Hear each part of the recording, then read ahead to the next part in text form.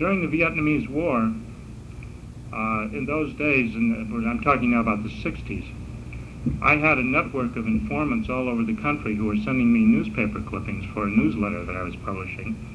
And I started getting these little clippings from random places, far-flung places, Minnesota and New Mexico and Oregon. And it was the damnedest thing. Somebody was visiting the families of men who were in Vietnam. And this somebody was dressed in a military uniform. And they would drive up to the house of the family. And they would follow military procedures exactly. They would inform the mother or the wife or the father, brother, whoever, that their relative had been killed in Vietnam. And this was a very sinister thing, because it would turn out to be untrue, but you can imagine what it would do to the family for a few days until they found out that it was not true. And these fellows, whoever they were dressed in the proper military uniform. Our men in black, by the way, when they're in military uniform, there's always something wrong with it. There's something askew. But these men were dressed in proper military uniforms, and they were driving the proper vehicles. Now, anyone who's been in the Army knows that military officers don't ride around in black Cadillacs. They ride around in sedans, Chevys and Fords and things that are usually painted brown. And that's the way these men, what they would be driving would be a simple car, a sedan that's been painted brown.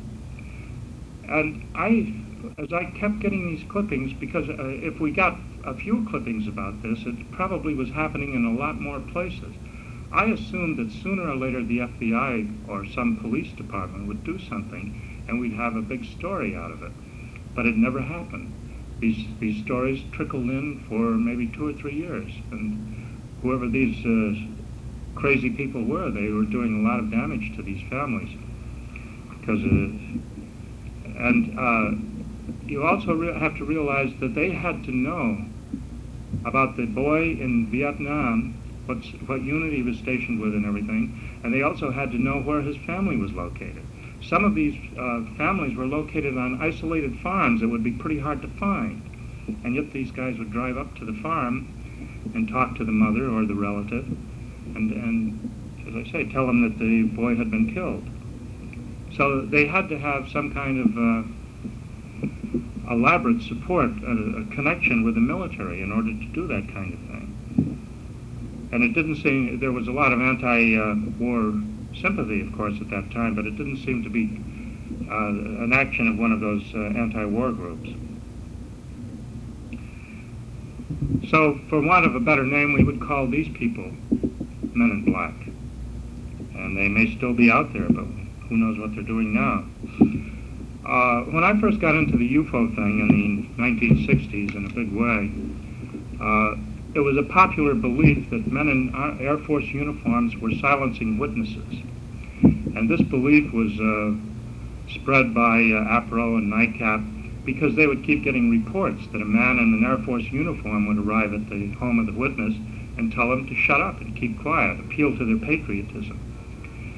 Well, we had a rash of these things on Long Island, and I had strong connections in the Pentagon at that time.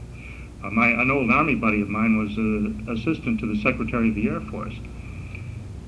And these Air Force officers would give a name. Sometimes they'd show credentials. They would always be in a black Cadillac, which, as I say, is not standard procedure for a military officer. Usually somebody else would be driving the Cadillac. And these men would be in military uniform, but there would be something just a little bit wrong. The insignia would be in the wrong place on the jacket. Or they would be wearing the wrong type of shoes.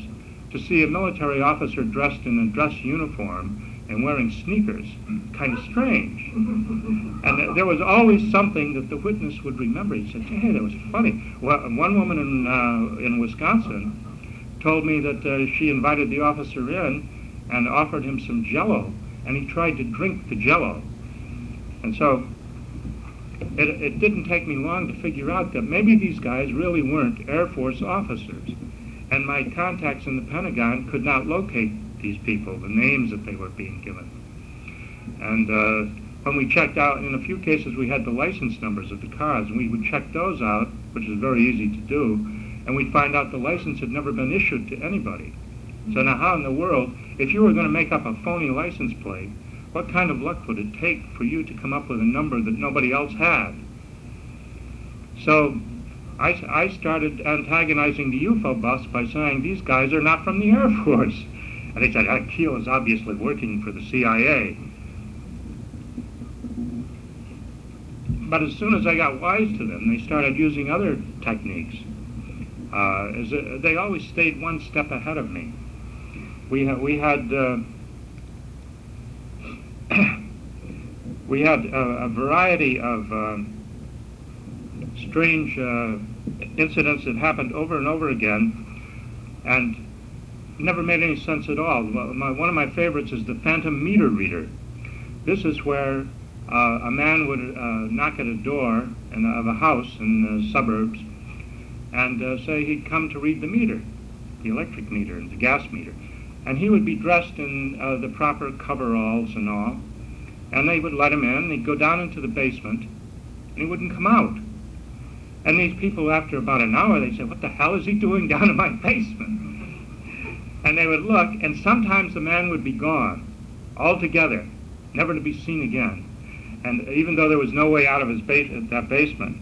And other times, the man would be just starting up the stairs as they opened the cellar door to find out where he was. So the phantom meter readers was one type of MIB that we've had.